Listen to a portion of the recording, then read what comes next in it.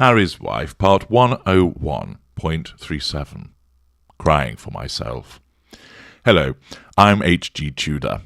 Many of you will have noticed that Harry's wife shed a solitary tear, and pictures were beamed around the world and photographs taken showing her stood next to Camilla, Queen Consort, Prince George, the Princess of Wales and Princess Charlotte, as she let the tear theatrically trickle down her cheek and then raised a gloved hand to remove it.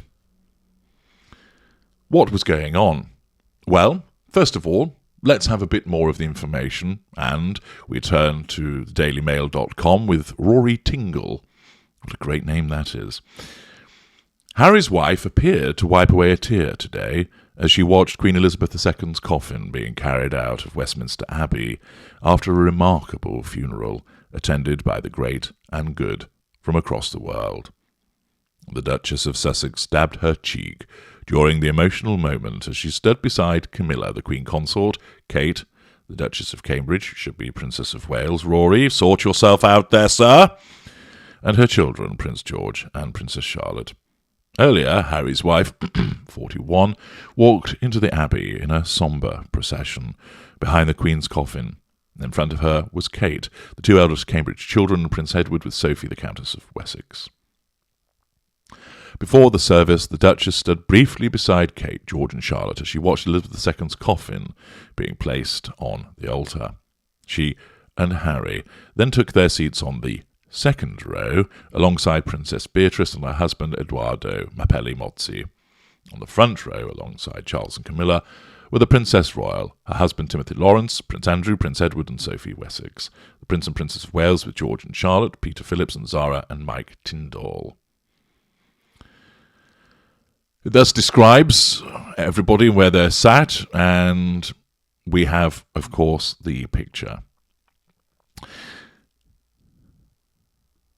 The Sussexes, 38, not quite sure why they've written that, are they now aggregating their ages or something, live in California, but have remained in the UK since the Queen's death on September the 8th. They happened to be in the country for the Well Child Awards when the news was announced. The couple were without their children, Archie, 3, and Lilibet, 15 months, who were believed to have remained in California with Harry's wife's mother, Doria Ragland.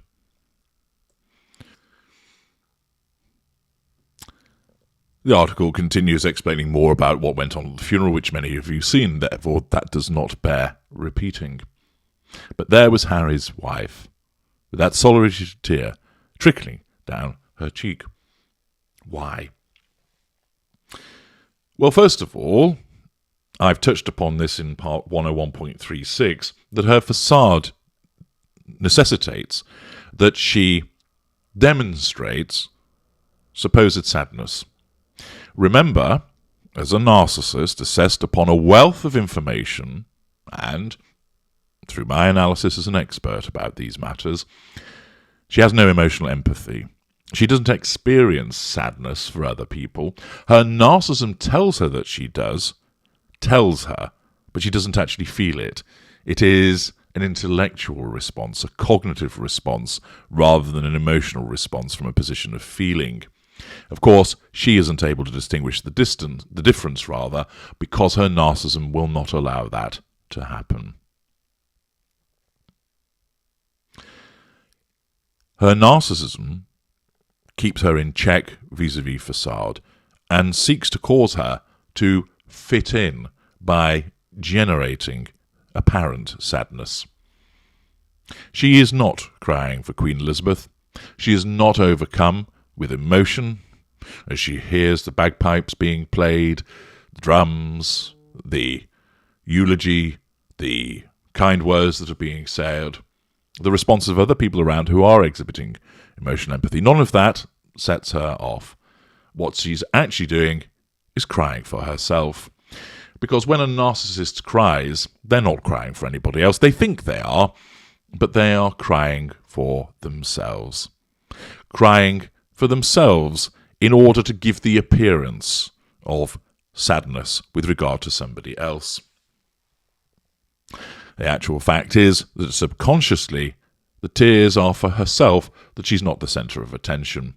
and therefore her narcissism, based upon that, causes that single tear to appear, so that it makes it look like she's sad about the occasion, thus fitting in order to assert control over those witnessing this, and for people to draw a reaction.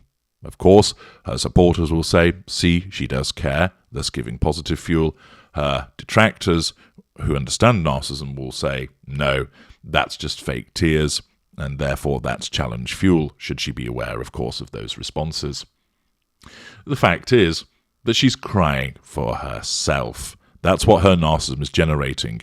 She understands she's not stood there thinking, this is so sad for me. I should have all of these people talking about me. She doesn't think that, but that's what's going on underneath the surface. That's what her narcissism is generating in order to create that sadness. Thus, that solitary tear makes its way down the cheek, and then we have the brushing away of it.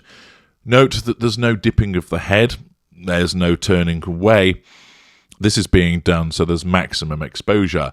Her narcissism again ensuring that it is prominent, so that she's front and centre, so that she will be photographed, so that this will be reported on. And, as always, because the media always like to report upon her, and, of course, her own media machinations will report on it too, generated by the PR machine, she gains that prominence, and thus makes it about her, allowing her, at that moment, to have a subconscious sensation of control, basically along these lines. See, I cry, I do care, and everyone will see this and know that I am a kind and caring person. Her narcissism forges that thought in her mind, which gives her that unconscious sense of control. She can't assert control directly over everybody there. The facade will not allow that to happen. Secondly, she can't turn and say anything to those stood next to her. That would damage the facade, and therefore she has to stay in a position of withdrawal, but with the thought generated that her expression of sympathy will afford her fitting in, and thus gains that subconscious sensation of control. Thus the narcissism does its job by creating this fake emotional response, this fake empathy. The tear is shown, it manages the facade, it asserts the control, and it will draw fuel. Thereafter, of course, should she look back on the photographs and the reactions, she will be able to draw fuel from all of those saying, oh, look how beautiful she looked, look how elegant she looked all dressed in black, and look, she cries for the Queen, see, she isn't a cold and caring bitch that all of these haters suggest that she is. No, that's entirely wrong. The fact is, she's not crying for Queen Elizabeth II, she's crying for herself, because the narcissism, in effect, is weeping because it's not about her, and that means that it's a sad and heavy day indeed, that eyes are not trained upon her in the way that they ought to do, and therefore it generates this response.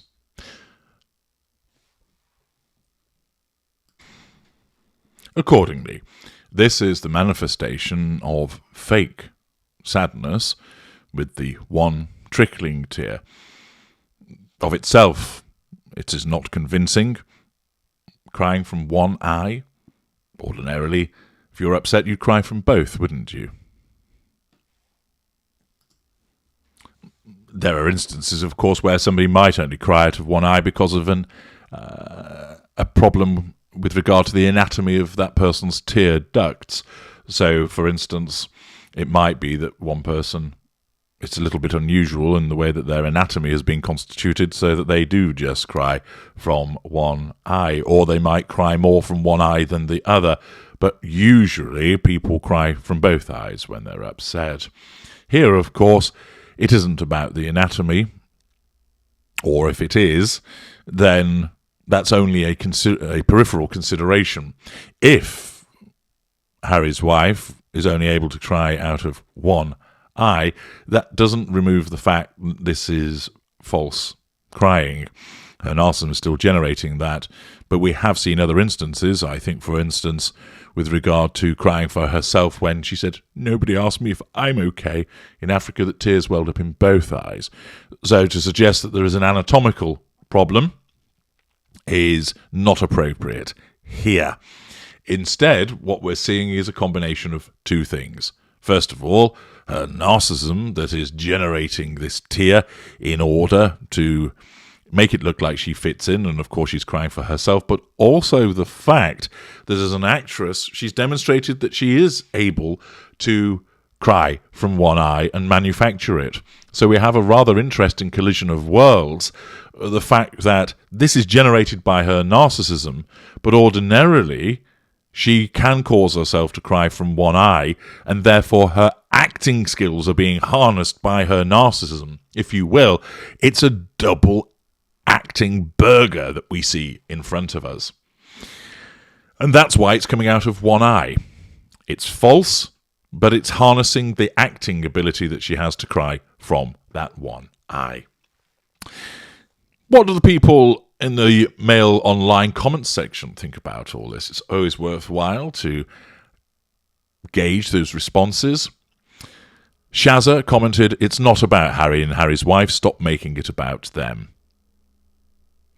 Demelza Trapasti, "Today is not about a Z-list actress. Today is about our late Queen." Dale, "This is the funeral of our Queen. Please stop commenting on the Markles." Sophie 2019, "Forever the actress."